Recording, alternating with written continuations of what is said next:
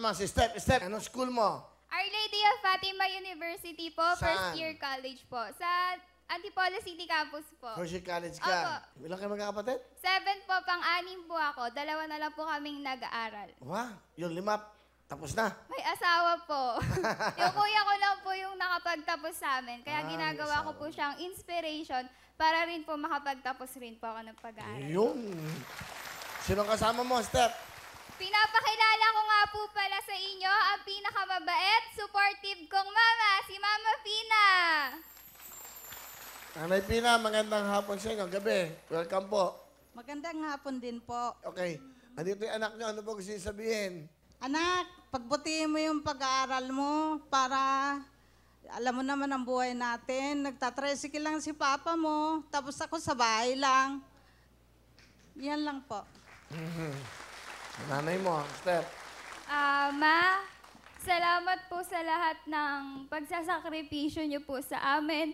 Lalo na po, ikaw po yung nag-aalaga ngayon sa mga apo mo kasi wala po si ate.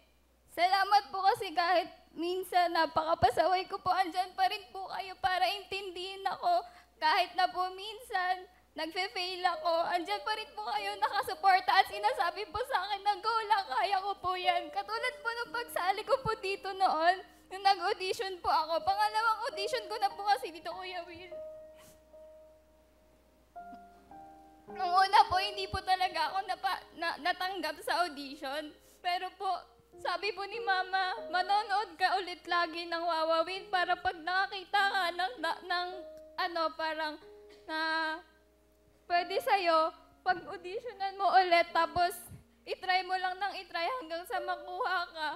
Ganun po, Kuya Will. Napaka-supportive po niya ni Mama kahit po minsan nag-aaway po sila ni Papa. Kasi po si Papa minsan po, taliwas po siya sa mga gusto ko kasi po, gagastos daw po ng pera kahit onte. Kasi si Mama po kasi okay lang na gumastos tayo basta gusto ko maging masaya ka. Kaya kahit po ako, ginagawa ko po yung best ko. Kasi masaya po ako na nakikita niya akong rumarampa sa mga sagala, ganyan po. Kasi puro na lang po kasi sama ng loob at saka problema po yung nabibigay ko sa kanya. Kaya kahit man lang doon po bumabawi ako, lalo na po sa pag-aaral ko.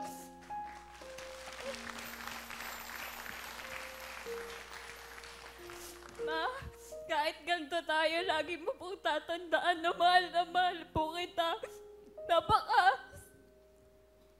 Napaka-swerte ko ka dahil kayo po yung naging magulang ko. Gusto ko ipagsigawan sa buong mundo na meron akong ikaw at saka si Papa po.